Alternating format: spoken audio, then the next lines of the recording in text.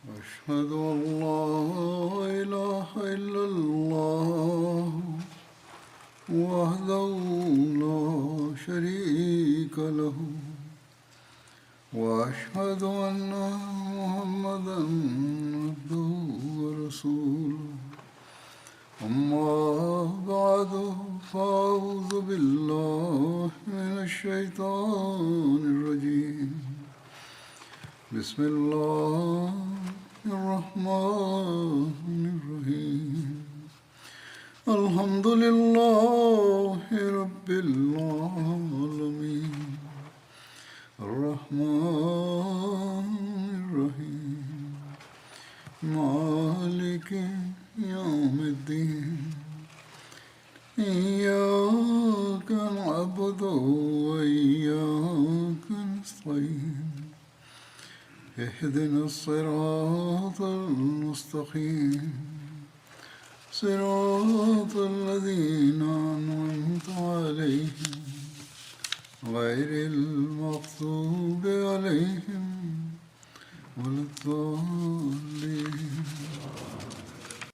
തിരുനബി സല്ലല്ലാഹു അലൈഹി വസല്ലമിന് യുദ്ധത്തിൽ പരിക്ക് പറ്റിയതിനെ പറ്റിയുള്ള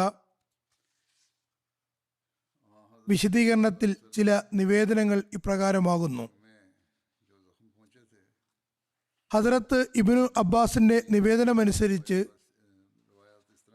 ഈ സന്ദർഭത്തിൽ നബി സല്ലല്ലാഹു അലൈഹി വസല്ലം പറഞ്ഞു,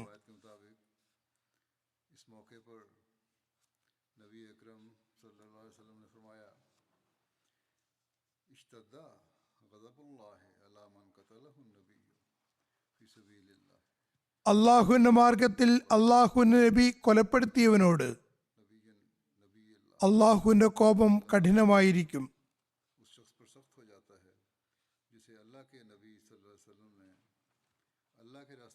റസൂലുള്ളാഹിന്റെ മുഖത്തെ രക്തമംഗലമാക്കിയ സമൂഹത്തിനു മേൽ അള്ളാഹുവിന്റെ കോപം കഠിനമായിരിക്കും.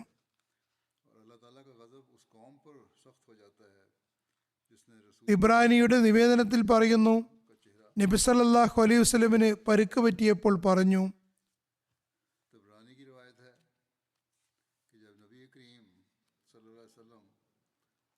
റസൂലുള്ളാഹിയുടെ പരിശുദ്ധ മുഖത്തിന് പരിക്കേൽപ്പിച്ച സമൂഹത്തിന് മേൽ അള്ളാഹുവിന്റെ കോപം കഠിനമായിരിക്കും. തുടർന്ന് അല്പം നിർത്തിയ ശേഷം പറഞ്ഞു, അള്ളാഹുവേ, എൻ്റെ സമുദായത്തിന് പുറത്തു കൊടുക്കണമേ, കാരണം അവർ അജ്ഞരാകുന്നു. സഹീഹയിലുള്ള നിവേദനത്തിലും ഇത് തന്നെയാണുള്ളത്. നബി സല്ലല്ലാഹു അലൈഹി വസല്ലം ഇങ്ങനെ തുടരെ തുടരെ പറഞ്ഞുകൊണ്ടിരുന്നു, അല്ലാഹുമ്മ ഗ്ഫിർ ലി ഖൗമി ഫഇന്നഹും ലാ യഅലമൂൻ. അള്ളാഹുവേ, എൻ്റെ സമുദായത്തിന് പുറത്തു കൊടുത്താലും, കാരണം അവർ അജ്ഞരാകുന്നു. ചുരുക്കത്തിൽ നബി സല്ലല്ലാഹു അലൈഹി വസല്ലമിന്റെ കാരുണ്യം പൂർണ്ണമായും അള്ളാഹുവിന്റെ കാരുണ്യവുമായി താദാത്മ്യം പ്രാപിച്ചതായിരുന്നു. അതുതന്നെയാണ് ഈ അവസ്ഥയിലും മികച്ചു നിന്നത്. അതേസമയം അപ്പോൾ നബി സല്ലല്ലാഹു അലൈഹി വസല്ലമിന് പരിക്ക് പറ്റിയിരുന്നു, രക്തം വരികയും ചെയ്യുന്നുണ്ടായിരുന്നു. നബി സല്ലല്ലാഹു അലൈഹി വസല്ലം തുടർന്ന് മേൽ ദുആ ചെയ്യുകയുണ്ടായി. ജനങ്ങൾ അള്ളാഹുവിന്റെ നബിയെ അഥവാ പ്രിയപ്പെട്ടവനെ ആക്രമിക്കുമ്പോൾ അവന്റെ കോപം ആളിക്കത്തുന്നതാണ്. എന്നാൽ അള്ളാഹുവെ, ഇവർ ചെയ്യുന്ന ഈ അക്രമങ്ങൾ അജ്ഞതയും വിവരക്കേടും കാരണമാണ് ചെയ്യുന്നത്. അവർക്ക് പുറത്തു കൊടുത്താലും അവർക്ക് മേൽ അവരുടെ തെറ്റുകൾ കാരണം ശിക്ഷ ഇറക്കരുതേ. അല്ലാഹുമ്മ സല്ലി അലാ മുഹമ്മദിൻ വ ആലി മുഹമ്മദ്. എത്രമാത്രം അനുഗ്രഹത്തിന്റെയും കാരുണ്യത്തിന്റെയും ദൃശ്യമാണിത്. സഹീഹ് ബുഖാരിയിൽ ഈ നിവേദനം ഇങ്ങനെ കാണുന്നു,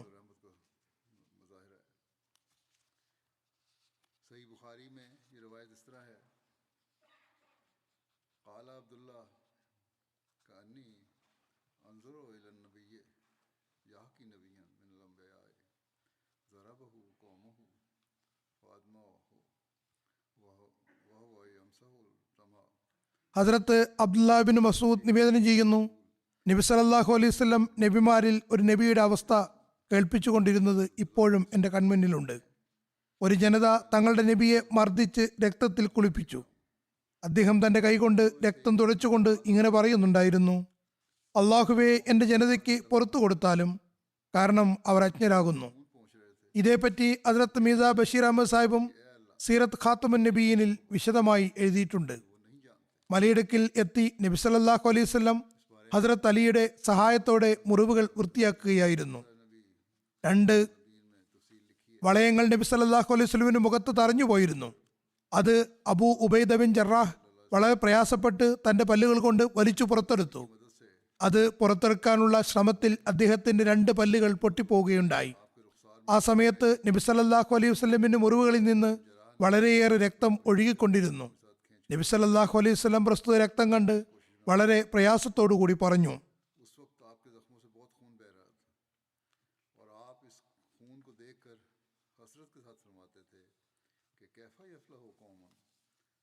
അതായത് തങ്ങളുടെ നബിയുടെ മുഖത്തെ രക്തമംഗലമാക്കിയ സമുദായം എങ്ങനെ മോക്ഷം പ്രാപിക്കാനാണ്? അദ്ദേഹത്തിന്റെ കുറ്റം അദ്ദേഹം അവരെ അള്ളാഹുവിലേക്ക് വിളിക്കുന്നു എന്നതായിരുന്നു. പിന്നെ അല്പസമയം മൗനം ദീക്ഷിച്ചതിന് ശേഷം പറഞ്ഞു, അള്ളാഹുവേ, എൻ്റെ ജനതയ്ക്ക് മാപ്പ് കൊടുത്താലും, കാരണം അവരുടെ ഈ കുറ്റം അജ്ഞതയും വിവരക്കേടും കൊണ്ട് ഉണ്ടായതായിരുന്നു. നിവേദനത്തിൽ പറയുന്നു, ആ സമയത്ത് ഈ ഖുർആനിക വചനം ഇറങ്ങി. അതായത് ശിക്ഷയുടെയും മാപ്പിന്റെയും കാര്യം അള്ളാഹുവിന്റെ കയ്യിലാകുന്നു, അതിൽ നിങ്ങൾക്ക് ഒരു കയ്യുമില്ല. അള്ളാഹു താൻ ഇഷ്ടമുള്ളവർക്ക് മാപ്പാക്കുകയും താൻ ഇച്ഛിക്കുന്നവർക്ക് ശിക്ഷ നൽകുകയും ചെയ്യുന്നു. തുടർന്ന് എഴുതുന്നു, ഫാത്തിമത്തു സുഹറ നബി സല്ലല്ലാഹു അലൈഹി വസല്ലമിനെ സംബന്ധിച്ച ഭയാനകമായ വാർത്ത കേട്ട് മദീനയിൽ നിന്ന് പുറപ്പെട്ടു വന്നിരുന്നു. അവർ ഏതാനും സമയം കൊണ്ട് ഉഹുദിലെത്തി. എത്തിയതും നബി സല്ലല്ലാഹു അലൈഹി വസല്ലമിന്റെ മുറിവുകൾ കഴുകാൻ തുടങ്ങി. പക്ഷെ ഒരു നിലയ്ക്കും രക്തം നിലയ്ക്കുന്നുണ്ടായിരുന്നില്ല. അവസാനം ഫാത്തിമ പായയുടെ ഒരു കഷ്ണം കത്തിച്ചു. അതിന്റെ ചാരം നബി സല്ലല്ലാഹു അലൈഹി വസല്ലമിന്റെ മുറിവിൽ വെച്ച് കെട്ടി. അങ്ങനെ രക്തം വരുന്നത് നിന്നു. മറ്റു സ്ത്രീകളും ആ സന്ദർഭത്തിൽ പരിക്കേറ്റ സഹാബാക്കൾക്ക് സേവനം ചെയ്തുകൊണ്ട് പുണ്യം കരസ്ഥമാക്കുകയുണ്ടായി. ഹദ്രത്ത് ഖലീഫത്തുൽ മസീഹ് സാനി റളിയല്ലാഹു അൻഹു ഈ സംഭവം ഇപ്രകാരം വിവരിക്കുന്നു. ഉഹദ് യുദ്ധവേളയിൽ ഒരു കല്ല് നബി സല്ലല്ലാഹു അലൈഹി വസല്ലമിന്റെ പടത്തൊപ്പിയിൽ പതിച്ചു. അതിന്റെ ഒരു ആണി നബി സല്ലല്ലാഹു അലൈഹി വസല്ലമിന്റെ തലയിൽ തറഞ്ഞു പോവുകയും ചെയ്തു. നബി സല്ലല്ലാഹു അലൈഹി വസല്ലം തനിക്ക് ചുറ്റും പടപൊരുതിക്കൊണ്ടിരുന്ന ഷഹീദായ സഹാബാക്കളുടെ മൃതദേഹങ്ങൾക്ക് മേൽ മോഹാത്സ്യപ്പെട്ടു വീഴുകയുണ്ടായി. അതിനുശേഷം വേറെ ചില സഹാബാക്കളുടെ മൃതദേഹങ്ങൾ നബി സല്ലല്ലാഹു അലൈഹി വസല്ലമിന്റെ പരിശുദ്ധ ദേഹത്തിനു മീതെ വീഴുകയും ചെയ്തു. ജനങ്ങൾ നബി സല്ലല്ലാഹു അലൈഹി വസല്ലം കൊല്ലപ്പെട്ടു എന്ന് കരുതി. എന്നാൽ നബി സല്ലല്ലാഹു അലൈഹി വസല്ലമിനെ കുഴിയിൽ നിന്നും പുറത്തെടുത്തപ്പോൾ നബി സല്ലല്ലാഹു അലൈഹി വസല്ലമിന് ബോധം വരികയുണ്ടായി. ശത്രുക്കൾ തനിക്ക് പരിക്കേൽപ്പിച്ചുവെന്നോ തന്റെ പല്ല് പൊട്ടിച്ചുവെന്നോ തന്റെ ബന്ധുമിത്രാദികളെ ഷഹീദാക്കി എന്നോ ഉള്ള ചിന്ത പോലും ഉണ്ടായില്ല. നബി സല്ലല്ലാഹു അലൈഹി വസല്ലം ബോധം വീണ ഉടനെ ഇങ്ങനെ ദുആ ചെയ്തു,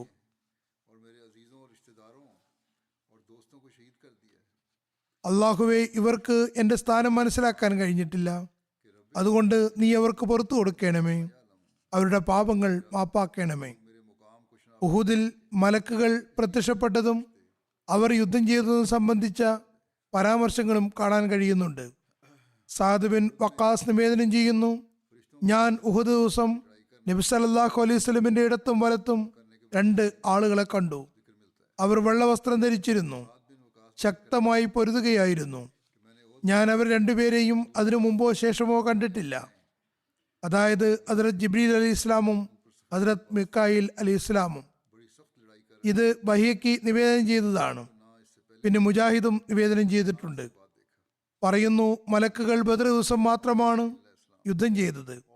ബൈഹക്കി പറയുന്നു, അവരുടെ ഒരുപക്ഷ ഇതാണ്, അതായത് മുസ്ലിങ്ങൾ നബി സല്ലല്ലാഹു അലൈഹി വസല്ലമിനെ ധിക്കരിക്കുകയും നബി സല്ലല്ലാഹു അലൈഹി വസല്ലം നൽകിയ കൽപ്പനയിൽ ക്ഷമ കാണിക്കാതിരിക്കുകയും ചെയ്തപ്പോൾ മലക്കുകൾ യുദ്ധം ചെയ്തില്ല.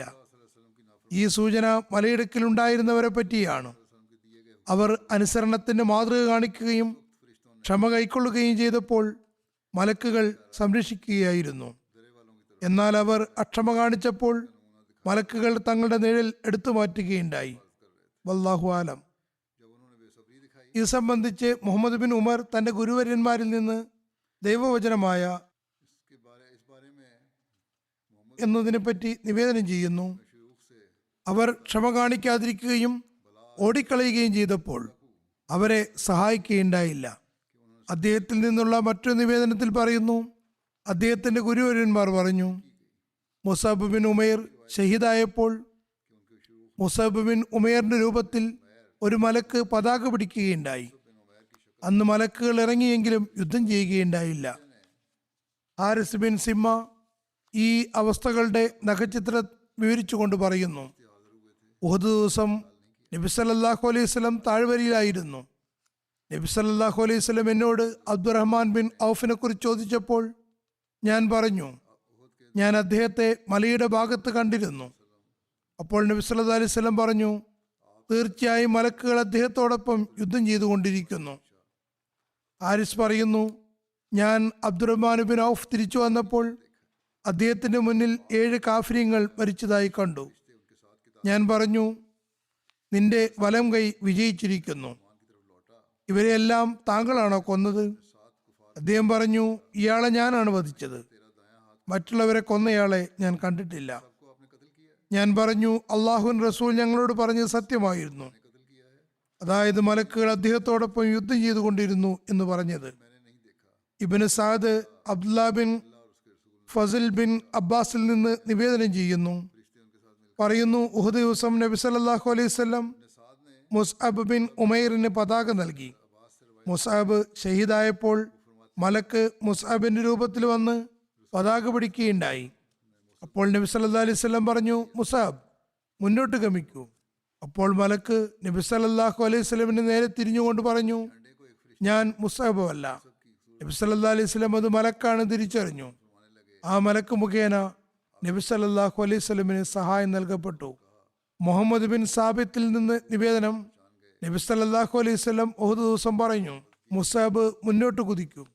അപ്പോൾ അബ്ദുറഹ്മാൻ ബിൻ ഔഫ് ചോദിച്ചു, യാ റസൂലല്ലാഹ്, മുസ്അബ് ഷഹീദാകപ്പെട്ടില്ലേ? നബി സല്ലല്ലാഹു അലൈഹി വസല്ലം പറഞ്ഞു, തീർച്ചയായും. എന്നാൽ ഒരു മലക്ക് അദ്ദേഹത്തിന്റെ സ്ഥാനത്ത് വരികയുണ്ടായി. അദ്ദേഹത്തിന്റെ പേര് അതിന് നൽകപ്പെടുകയും ചെയ്തു. Allama Ibn Asakir Saad bin Abi വക്കാസിൽ നിന്ന് നിവേദനം ചെയ്യുന്നു, പറയുന്നു, ഉഹദ് ദിവസം ഞാൻ അമ്പെയ്യുന്നതായും പ്രസ്തുത അമ്പുകൾ ശുഭ്രവസ്ത്രധാരിയായ ഒരാൾ തിരിച്ച് എടുത്തുകൊണ്ടുവരുന്നതായും ഞാൻ കാണുകയുണ്ടായി. എനിക്ക് അയാൾ അറിയില്ലായിരുന്നു, അത് മലക്കാണെന്ന് ഞാൻ അനുമാനിക്കുന്നു. ഉമേർ ബിൻ ഇസ്ആഖ് നിവേദനം ചെയ്യുന്നു, ഉഹദ് ദിവസം ജനങ്ങൾ നബി സല്ലല്ലാഹു അലൈഹി വസല്ലമിൽ നിന്ന് ഒരുപാട് അകന്നുപോയിരുന്നു. സഅദ് നബി സല്ലല്ലാഹു അലൈഹി വസല്ലമിന് മുന്നിൽ അമ്പെയ്തുകൊണ്ടിരുന്നു. ഒരു യുവാവ് അദ്ദേഹത്തിന് അമ്പുകൾ എടുത്തു കൊടുത്തിരുന്നു. അദ്ദേഹം അമ്പെയ്യുമ്പോഴെല്ലാം അയാൾ അത് എടുത്തുകൊണ്ടുവന്നിരുന്നു. നബി സല്ലല്ലാഹു അലൈഹി വസല്ലം പറഞ്ഞു, അബൂ ഇസ്ഹാഖ്, നിന്റെ അമ്പുകൾ കൊണ്ടിരിക്കുന്നു. യുദ്ധം കഴിഞ്ഞപ്പോൾ ആ യുവാവിനെ ഞങ്ങൾ എവിടെയും കണ്ടില്ല. ഞങ്ങൾക്കാർക്കും അയാളെ അറിയില്ലായിരുന്നു താനും. അല്ലാമ ബൈഹക്കി ഉർവയിൽ നിന്ന് നിവേദനം ചെയ്യുന്നു, ദൈവവചനമായ വലക്കത് സദക്കക്കുമുല്ലാഹു വാദ എന്നതിനെപ്പറ്റി അള്ളാഹു അവരോട് സബറും തഖ്വയും സ്വീകരിക്കുകയാണെങ്കിൽ 5000 മലക്കുകൾ മുഖേന സഹായിക്കുമെന്ന് വാഗ്ദാനം ചെയ്തിരുന്നു. അള്ളാഹു അങ്ങനെ തന്നെ ചെയ്യുകയുമുണ്ടായി. എന്നാൽ അവർ നബി സല്ലല്ലാഹു അലൈഹി വസല്ലമിനെ ധിക്കരിക്കുകയും അണികളെ ഉപേക്ഷിക്കുകയും അമ്പെയ്ത്തുകാരോട് നിങ്ങൾ അവിടെയൊന്നും മാറരുത് എന്ന് ആജ്ഞാപിച്ചതിന് വിപരീതമായി അത് ഒഴിവാക്കിയിടുകയും ഭൗതികതയുടെ ലക്ഷ്യം വെക്കുകയും ചെയ്തപ്പോൾ അവർക്കുണ്ടായിരുന്ന മലക്കുകളുടെ സഹായവും എടുത്തുമാറ്റി. അള്ളാഹു ഈ ആയത്ത് അവതരിപ്പിച്ചു,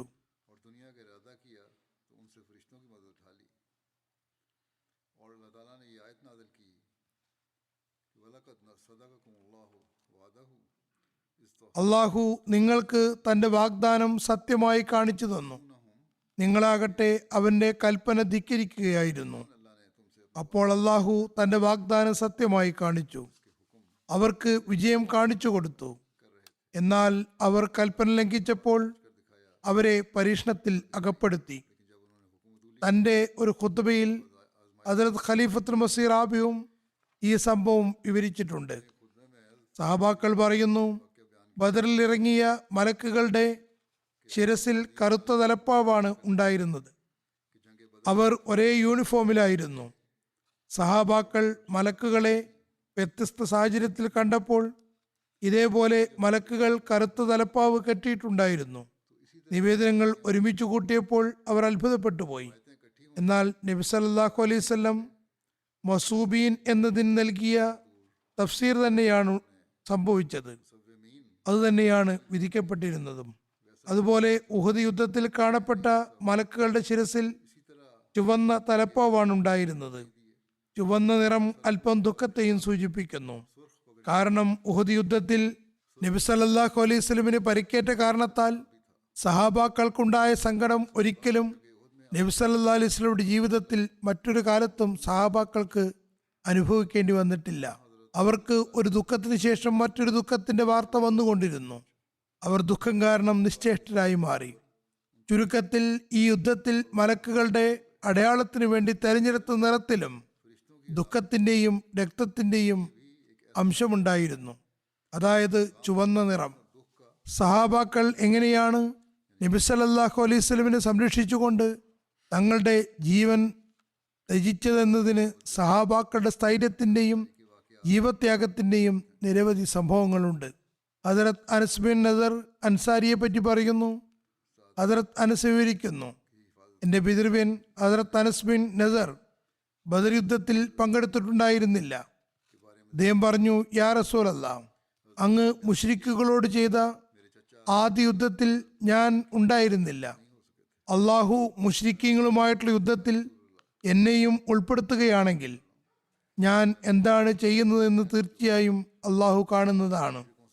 അങ്ങനെ ഉഹദ് ദിവസം വരികയും മുസ്ലിങ്ങൾ രണാങ്കണത്തിൽ നിന്ന് പിന്മാറുകയും ചെയ്തപ്പോൾ അദ്ദേഹം പറഞ്ഞു, അള്ളാഹുവെ, ഇവർ ചെയ്തതിന് ഞാൻ നിന്നോട് ക്ഷമയാചിക്കുന്നു. അദ്ദേഹം തൻ്റെ കൂടെയുണ്ടായിരുന്ന മുസ്ലിങ്ങളെയാണ് ഉദ്ദേശിച്ചത്. അവർ നാലുപാടും ചിതറിപ്പിരിഞ്ഞിരുന്നു. തുടർന്ന് പറഞ്ഞു, ഞാൻ അവർ ചെയ്തതിനും നിന്നോട് ക്ഷമയാചിക്കുന്നു. അതായത് മുശ്രിക്കീങ്ങളെയാണ് അദ്ദേഹം ഉദ്ദേശിച്ചത്. പിന്നെ മുന്നോട്ട് കുതിച്ചപ്പോൾ ഹദ്റത്ത് സഅദ് ബിൻ മുആദിനെ മുന്നിൽ കാണുകയുണ്ടായി. അദ്ദേഹം പറഞ്ഞു, അല്ലയോ സഅദ് ബിൻ മുആദ്, സ്വർഗം. തുടർന്ന് പറഞ്ഞു, നദറിന്റെ നാഥനാണേ സത്യം, ഉഹദിന്റെ ഭാഗത്ത് നിന്ന് അതിന്റെ സുഗന്ധം വരുന്നു. ഹദ്റത്ത് സഅദ് പറഞ്ഞു, യാ റസൂലല്ലാഹ്, പിന്നെ എനിക്ക് ചെയ്യാൻ കഴിയാത്തതാണ് അദ്ദേഹം ചെയ്തു കാണിച്ചത്. അദ്ദേഹം ഈ സംഭവം നബി സല്ലല്ലാഹു അലൈഹി വസല്ലമിന്റെ സവിധത്തിൽ വിവരിക്കുകയായിരുന്നു. പറയുന്നു, അദ്ദേഹം നിർഭയനായി യുദ്ധം ചെയ്തുകൊണ്ടിരുന്നു. അദ്ദേഹം നിർഭയനായി ചെയ്തുകൊണ്ടിരുന്ന പോരാട്ടം എനിക്ക് സാധ്യമായിരുന്നില്ല. ഹദ്റത്ത് അനസ് പറയുന്നു, ഞങ്ങൾ അദ്ദേഹത്തിന്റെ ശരീരത്തിൽ വാളുകൊണ്ടുള്ളതോ കുന്തം കൊണ്ടുള്ളതോ അമ്പേറ്റതോ ആയ 80-ലധികം മുറിവുകൾ കാണുകയുണ്ടായി. ഞങ്ങൾ അദ്ദേഹത്തെ കാണുമ്പോൾ അദ്ദേഹം ഷഹീദായിട്ടുണ്ടായിരുന്നു. മുശ്രിക്കീങ്ങൾ അദ്ദേഹത്തിന്റെ മൃതദേഹം വികൃതമാക്കി. അദ്ദേഹത്തിന്റെ സഹോദരിക്കല്ലാതെ മറ്റാർക്കും തിരിച്ചറിയാൻ കഴിഞ്ഞില്ല. അവർ വിരലിലെ രേഖയിൽ നിന്നാണ് ഹദ്റത്ത് അനസിനെ തിരിച്ചറിഞ്ഞത്. ഹദ്റത്ത് അനസ് പറയുന്നു, ഞങ്ങൾ അദ്ദേഹത്തെ പറ്റിയോ അദ്ദേഹത്തെ പോലെയുള്ളവരെ പറ്റിയോ ആണ്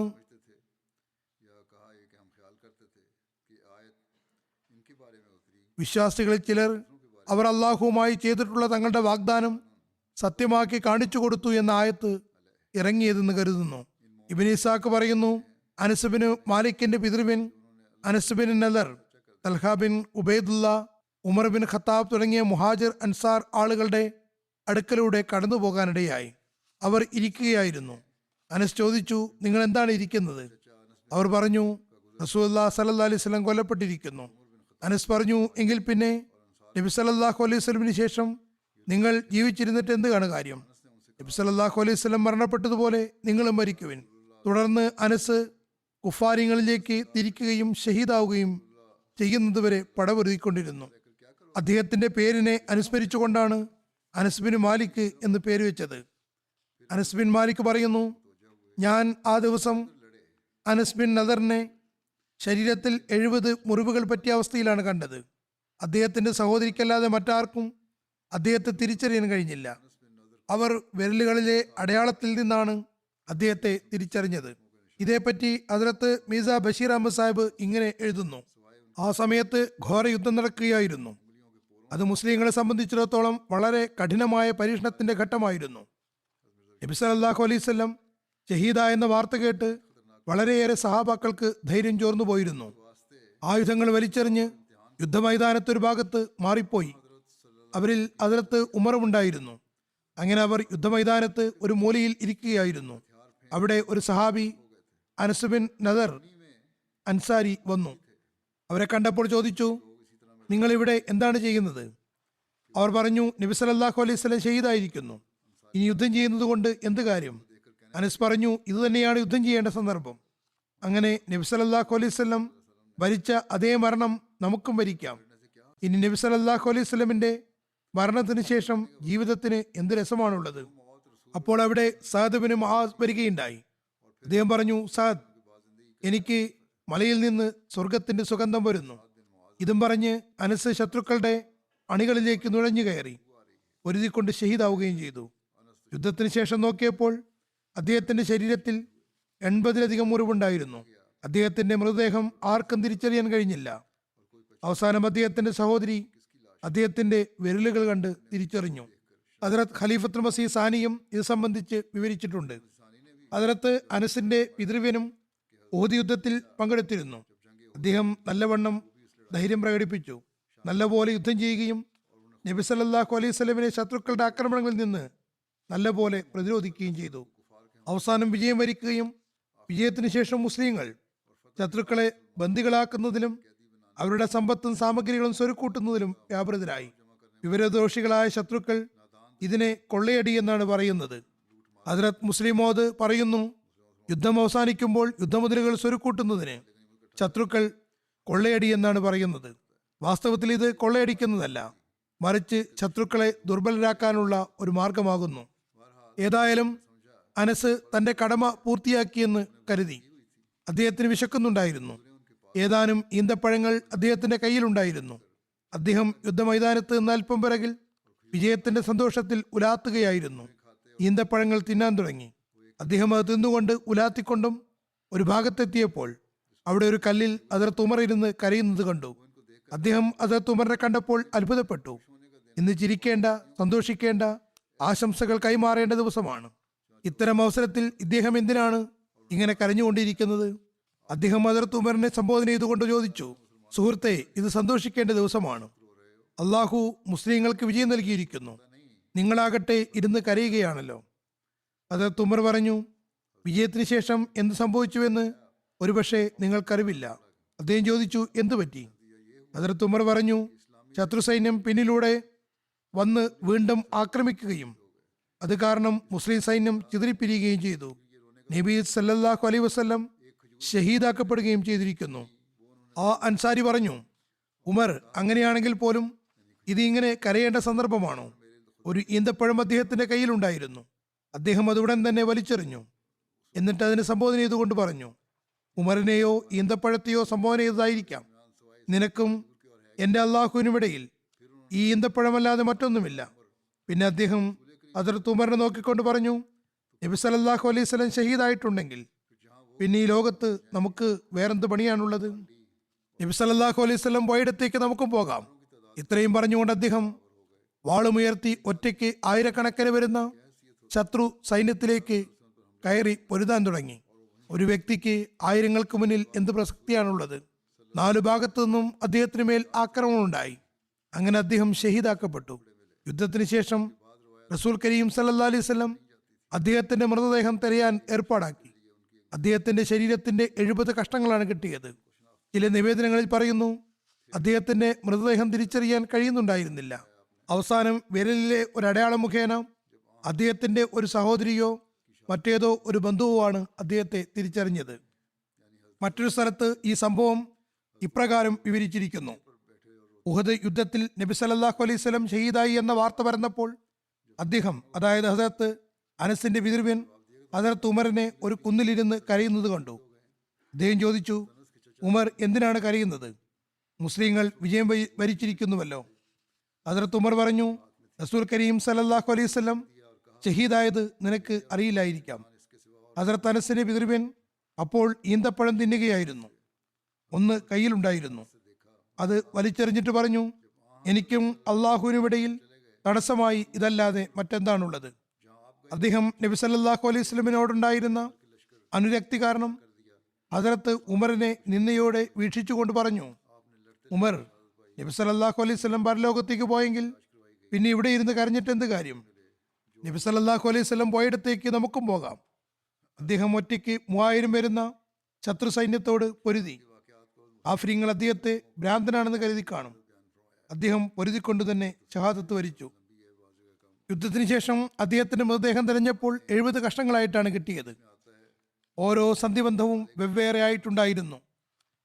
അദ്ദേഹത്തിന്റെ ഷഹാദത്ത് സംഭവം ഹദരത്ത് മുസ്ലിം മൗദ് വ്യത്യസ്ത സന്ദർഭങ്ങളിൽ വിശദമായി പറഞ്ഞിട്ടുണ്ട്. ചില സ്ഥലങ്ങളിൽ വിശദീകരണം കൂടുതലാണ്, ചിലയിടത്ത് കുറവും. ഒരു സ്ഥലത്ത് അദ്ദേഹം പറയുന്നു, ഹദീസിൽ പറയുന്നു, ഒരു അൻസാരി സഹാബിയായ ഹദരത്ത് മാലിക് ബിൻ അനസിന് അബദ്ധവശാൽ ബദർ യുദ്ധത്തിൽ പങ്കെടുക്കാൻ കഴിഞ്ഞിരുന്നില്ല. അദ്ദേഹം ബദരി സഹാബാക്കളിൽ നിന്ന് ബദർ യുദ്ധത്തിന്റെ കാര്യങ്ങൾ കേൾക്കുമ്പോൾ ആവേശപൂർവ്വം എഴുന്നേറ്റ് ഉലാത്തിക്കൊണ്ട് പറയുമായിരുന്നു, എന്തു ചെയ്യാൻ, എനിക്ക് അവസരം കിട്ടിയാൽ വിശ്വാസി എങ്ങനെയാണ് ത്യാഗങ്ങൾ ചെയ്യുകയെന്ന് ഞാൻ പറഞ്ഞു തരാം. അങ്ങനെ ഉഹദ് യുദ്ധത്തിൽ അദ്ദേഹം ഭാഗഭാക്കായി. പിന്നിലൂടെ അപ്രതീക്ഷിതമായി ആക്രമണം ഉണ്ടായപ്പോൾ മുസ്ലിങ്ങളുടെ ചുവടുകൾ അസ്ഥിരമാകുകയും അവർ യുദ്ധമൈതാനത്ത് നിന്ന് കുറെ ദൂരെയായി പോവുകയും ചെയ്തു. നബി സല്ലല്ലാഹു അലൈഹി വസല്ലം ഒറ്റയ്ക്കായി. കാഫിര്യങ്ങളുടെ കല്ലേറിൽ പരിക്കേറ്റ് മറ്റ് പരിക്കേറ്റവരുടെ ശരീരത്തിലേക്ക് വീഴുകയും ചെയ്തു.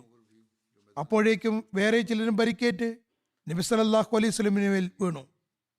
ഏതാനും നിമിഷങ്ങൾക്കകം നബി സല്ലല്ലാഹു അലൈഹി വസല്ലം അപ്രത്യക്ഷനായത് കണ്ടപ്പോൾ നബി സല്ലല്ലാഹു അലൈഹി വസല്ലം ഷഹീദായെന്നാണ് സഹാബാക്കൾ ധരിച്ചത്. അതേ തുടർന്ന് ചിലർ മദീനയിലേക്ക് ഓടി. അത് ഉഹദിന് അടുത്ത് തന്നെയായിരുന്നു. അവിടെ എത്തി നബി സല്ലല്ലാഹു അലൈഹി വസല്ലം ഷഹീദായെന്ന് പ്രചരിപ്പിച്ചു. ഈ വാർത്ത യുദ്ധമൈതാനത്തിന് അല്പം അകലെയുണ്ടായിരുന്നവർക്ക് മേലും ഇടുത്തി പോലെയാണ് വന്ന് പതിച്ചത്. അവരിൽ ഹദരത്ത് ഉമറും ഉണ്ടായിരുന്നു. അദ്ദേഹം ഒരു കല്ലിന്മേലിരുന്ന് കരയുകയായിരുന്നു. യുദ്ധത്തിനു മുമ്പ് ഭക്ഷണം കഴിച്ചിട്ടില്ലാത്ത മാലിക് ബിൻ അനസ് 2-3 ഈന്തപ്പഴങ്ങൾ കഴിച്ചുകൊണ്ട് അദ്ദേഹത്തിന്റെ അടുക്കിലൂടെ കടന്നു പോവുകയായിരുന്നു. അദ്ദേഹം മുസ്ലിങ്ങൾ വിജയിക്കുകയും ശത്രുക്കൾ പരാജയപ്പെടുകയും ചെയ്തിരുന്ന സമയത്താണ് രണാങ്കണത്തിൽ നിന്ന് അദ്ദേഹം വന്നത്. എന്നാൽ ഹദരത്ത് ഉമർ ശത്രുക്കൾ പിന്നിലൂടെ ആക്രമണം നടത്തിയ ശേഷമാണ് യുദ്ധമൈതാനത്ത് നിന്ന് വന്നിരുന്നത്. നബി സല്ലല്ലാഹു അലൈഹി വസല്ലം പരിക്കേറ്റ് വീണിരുന്നു. ചില സഹാബാക്കൾ നബി സല്ലല്ലാഹു അലൈഹി വസല്ലം ഷഹീദായെന്ന് കരുതുകയും ചെയ്തിട്ടുണ്ടായിരുന്നു. അതുകൊണ്ട് തന്നെ അദ്ദേഹം, അതായത് ഹദരത്ത് ഉമർ, കരയുകയായിരുന്നു. വിജയം വരിച്ചതിൽ മാലിക്കാകട്ടെ സന്തോഷവാനായിരുന്നു. അതുകൊണ്ട് ഇദ്ദേഹം ഇരുന്ന് കരയുന്നത് മാലിക്കിനെ അത്ഭുതപ്പെടുത്തി. അദ്ദേഹം ആശ്ചര്യത്തോടെ ഹസരത്ത് ഉമറിനെ നോക്കിക്കൊണ്ട് ചോദിച്ചു, ഉമർ, ഇത് കരയേണ്ട സന്ദർഭമാണോ അതോ സന്തോഷിക്കേണ്ട സന്ദർഭമാണോ? അള്ളാഹു മുസ്ലിങ്ങൾക്ക് വിജയം നൽകിയിരിക്കുന്നു, നമ്മൾ സന്തോഷിക്കേണ്ടതാണ്. ഹസരത്ത് ഉമർ തലയുയർത്തി അദ്ദേഹത്തെ നോക്കിക്കൊണ്ട് പറഞ്ഞു, മാലിക്, പിന്നീട് യുദ്ധഗതി മാറിയത് നിങ്ങൾക്കറിയില്ല. ശത്രുക്കൾ മലയുടെ പിന്നിലൂടെ വന്ന് വീണ്ടും ആക്രമിച്ചു. അപ്രതീക്ഷിതമായ ആക്രമണത്തിന്റെ ആഘാതം താങ്ങാനാവാതെ മുസ്ലിം സൈന്യം ചിതറിപ്പിരിഞ്ഞു. നബി സല്ലല്ലാഹു അലൈഹി വസല്ലം ഷഹീദാവുകയും ചെയ്തു. ആ സമയത്ത് മാലിക്കിന്റെ കയ്യിൽ അവസാനത്തെ ഈന്തപ്പഴമാണ് ഉണ്ടായിരുന്നത്. അദ്ദേഹം അത് നിലത്തേക്ക് വലിച്ചെറിഞ്ഞുകൊണ്ട് പറഞ്ഞു, എനിക്കും എൻ്റെ പ്രിയപ്പെട്ടവരുമിടയിൽ ഈ ഈന്തപ്പഴമല്ലാതെ മറ്റെന്താണ് തടസ്സമായിട്ടുള്ളത്? തുടർന്ന് ഹസരത്ത് ഉമറിനെ നോക്കിക്കൊണ്ട് പറഞ്ഞു, നിങ്ങൾ പറയുന്നത് സത്യമാണെങ്കിൽ പോലും ഇത് കരയാനുള്ള സന്ദർഭമല്ല. നമുക്ക് നമ്മുടെ പ്രേമഭാചനം പോയ വഴിയിൽ പോകാൻ തയ്യാറാകാം. ഇത്രയും പറഞ്ഞുകൊണ്ട് അദ്ദേഹം വാൾ ഉറയിൽ നിന്നെടുത്ത് വലിയ ശത്രുനിരയ്ക്ക് നേരെ കുതിച്ചു. ഒരാൾ ഒറ്റയ്ക്ക് 100 കണക്കിന് ആളുകളെ എങ്ങനെ നേരിടാനാണ്? ഏതാനും നിമിഷങ്ങൾക്കകം അദ്ദേഹത്തിന്റെ ശരീരം കഷ്ണം കഷ്ണമായി ഭൂമിയിൽ വിതറപ്പെട്ടു. അള്ളാഹു മുസ്ലിങ്ങൾക്ക് വിജയം നൽകിയപ്പോൾ നബി സല്ലല്ലാഹു അലൈഹി വസല്ലം പറഞ്ഞു, മാലിക് ബിൻ അനസ് എവിടെയാണെന്ന് തിരഞ്ഞു കണ്ടുപിടിക്കൂ. ജനങ്ങൾ വന്ന് പറഞ്ഞു, അദ്ദേഹത്തെ എവിടെയും കാണാൻ കഴിയുന്നില്ല. നബി സല്ലല്ലാഹു അലൈഹി വസല്ലം വീണ്ടും അദ്ദേഹത്തെ തിരയാൻ ആജ്ഞാപിച്ചു. ഇതിനിടയിൽ നബി സല്ലല്ലാഹു അലൈഹി വസല്ലം ഷഹീദായെന്ന അസ്വസ്ഥഭരിതമായ വാർത്ത കേട്ട് മാലിക്കിന്റെ സഹോദരി രണാങ്കണത്തിൽ കരഞ്ഞുകൊണ്ട് എത്തിയിരുന്നു. അവരൊരു സ്ഥലത്ത് ഒരു മൃതദേഹത്തിന്റെ കഷ്ണം കാണാനിടയായി. അതിലെ ഒരു വിരൽ കണ്ടപ്പോൾ അത് തന്റെ സഹോദരൻ മാലിക്കിന്റെ മൃതദേഹമാണെന്ന് അവർ തിരിച്ചറിഞ്ഞു. അതേപ്പറ്റി നബി സല്ലല്ലാഹു അലൈഹി വസല്ലമിനെ വിവരം അറിയിക്കുകയും ചെയ്തു. ഇതായിരുന്നു നബി സല്ലല്ലാഹു അലൈഹി വസല്ലമിന്റെ സഹാബാക്കളുടെ നബി സല്ലല്ലാഹു അലൈഹി വസല്ലമിനോടുണ്ടായിരുന്ന അനുരക്തി. ഈ വിവരണം ഇനിയും ഇൻഷാ അല്ലാഹ് തുടരുന്നതാണ്. ദുആകളിൽ യമനിലെ അഹമ്മദികളെയും ഓർക്കുക. അവർ ഇപ്പോൾ വളരെയേറെ ബുദ്ധിമുട്ടിലാണ്. അതുപോലെ മുസ്ലിം ഉമ്മത്തിന് വേണ്ടിയും ദുആ ചെയ്യുക. അള്ളാഹു അവരിൽ ഒരുമയും ഐക്യവും ഉണ്ടാക്കുകയും ബുദ്ധിയും വിവേകവും നൽകുകയും ചെയ്യുമാറാകട്ടെ. ലോകത്തിന്റെ പൊതുവായ അവസ്ഥയ്ക്ക് വേണ്ടിയും ദുആ ചെയ്യുക. വളരെ വേഗം ലോകം യുദ്ധത്തിലേക്ക് നീങ്ങിക്കൊണ്ടിരിക്കുകയാണ്. അള്ളാഹു കരുണ ചെയ്യുമാറാകട്ടെ. നമസ്കാരത്തിന് ശേഷം ഞാൻ 2 ജനാസ ഗായിബും നമസ്കരിപ്പിക്കുന്നതാണ്. ആദ്യത്തെ ജനാസ സിറാലിയോൺ നായിബ് അമീർ ജനാബ് ഹാഫിസ് ഡോക്ടർ അബ്ദുൽ ഹമീദ് ഗമാങ്ക സാഹിബിൻ്റെതാണ്. ജനുവരി 13-ന് ചെറിയൊരു കാലത്തെ അസുഖത്തിന് ശേഷം 47-ാമത്തെ വയസ്സിൽ വഫാത്തായി. ഇന്നാ ലില്ലാഹി വ ഇന്നാ ഇലൈഹി റാജിഊൻ. മർഹൂം അള്ളാഹുവിന്റെ അനുഗ്രഹത്താൽ മൂസിയായിരുന്നു.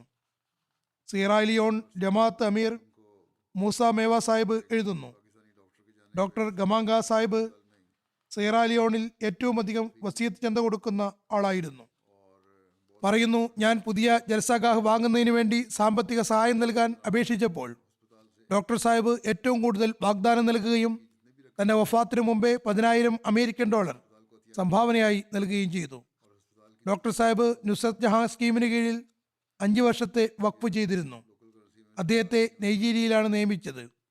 പക്ഷേ ഇപ്പോൾ നടപടികൾ നടക്കുന്നേ ഉണ്ടായിരുന്നുള്ളൂ. ഡോക്യുമെന്റുകൾ പൂർണ്ണമായിട്ടുണ്ടായിരുന്നില്ല.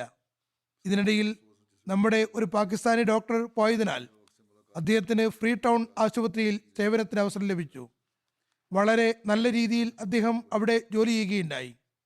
ഈ കാലയളവിൽ അദ്ദേഹത്തിന് ആശുപത്രിയിൽ നിന്ന് ലഭിച്ച മുഴുവൻ തുകയും അദ്ദേഹം ആശുപത്രിക്ക് തന്നെ സംഭാവനയായി നൽകുകയും അതിൻ്റെ മോടി കൂട്ടുകയും അറ്റകുറ്റപ്പണികൾ ചെയ്യുകയുമുണ്ടായി.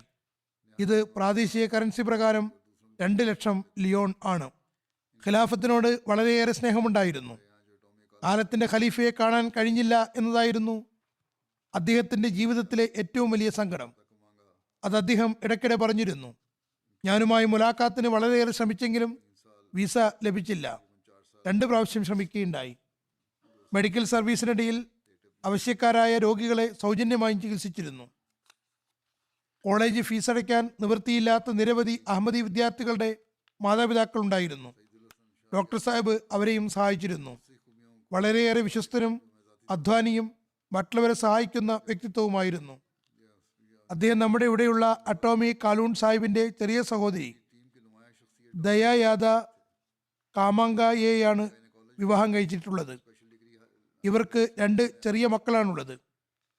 ഒരാൾക്ക് 3-4 വയസ്സുണ്ട്, മറ്റേയാൾക്ക് 2 വയസ്സും. ഒരു മകളും ഒരു മകനുമാണ്. അവിടെയുള്ള മുറബി സയ്യിദുൽ ഹസൻ ഷാ സാഹിബ് പറയുന്നു, അദ്ദേഹം നിരവധി ഗുണങ്ങളുടെ ഉടമയാണെന്ന് എനിക്ക് വ്യക്തിപരമായി തന്നെ അറിയാം. മൂസ മേവ സാഹിബ് പുതിയ അമീറായപ്പോൾ അദ്ദേഹത്തിന്റെ ടീമിലെ പ്രകടമായ വ്യക്തിത്വം ഡോക്ടർ ഗമാങ്ക സാഹിബിൻ്റെതായിരുന്നു. കെനിയയിൽ ഗൈനക്കോളജിസ്റ്റ് സ്പെഷ്യൽ ഡിഗ്രി എടുത്ത് സിറാലിയോണിൽ വന്നതായിരുന്നു. തളരാതെ അധ്വാനിക്കുന്നതായിരുന്നു അദ്ദേഹത്തിന്റെ ഒരു പ്രത്യേകത. രാപ്പകൽ അധ്വാനിച്ചിരുന്നു. ഭാര്യമക്കൾ അദ്ദേഹത്തെ കാത്തിരിക്കുന്നുണ്ടെന്ന് പോലും അദ്ദേഹം മറന്നിരുന്നു. ഖുർആൻ ഹാഫിസുമായിരുന്നു. നല്ല ഈണമുള്ള ശബ്ദത്തിൽ തിലാവത്ത് ചെയ്യുമായിരുന്നു. കഴിഞ്ഞ റമദാനിൽ ഹെഡ്ക്വാർട്ടേഴ്സിൽ ഇദ്ദേഹമാണ് തറാവി നമസ്കരിപ്പിച്ചത്. ജനങ്ങൾ അത് ഏറെ ആസ്വദിക്കുകയുണ്ടായി. വിനയവും ഡോക്ടർ സാഹിബിന്റെ പ്രത്യേക ഗുണമായിരുന്നു. എപ്പോഴും പുഞ്ചിരിച്ചുകൊണ്ട് കൂടിക്കാഴ്ച നടത്തുമായിരുന്നു. തന്റെ രോഗത്തെയും പ്രയാസത്തെയും മറച്ചു വെച്ചിരുന്നു. മുറബി സഫീർ സാഹിബ് പറയുന്നു, ഡോക്ടർ സാഹിബ് നിരവധി ഗുണങ്ങൾക്ക് ഉടമയായിരുന്നു. നാട്ടിൽ നല്ലപോലെ പ്രസിദ്ധരുമായിരുന്നു. അള്ളാഹു അദ്ദേഹത്തിന്റെ കയ്യിൽ രോഗശമനം നൽകിയിരുന്നു.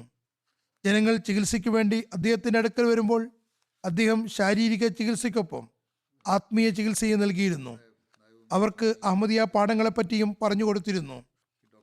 മർഹൂം നമസ്കാരം, നോമ്പ് എന്നിവയിൽ ശുഷ്കാന്തിയുള്ള ആളും തഹജ്ജുദ് നമസ്കരിക്കുന്ന വ്യക്തിയുമായിരുന്നു. ചന്തകൾ യഥാസമയം കൊടുത്തു വീട്ടിയിരുന്നു.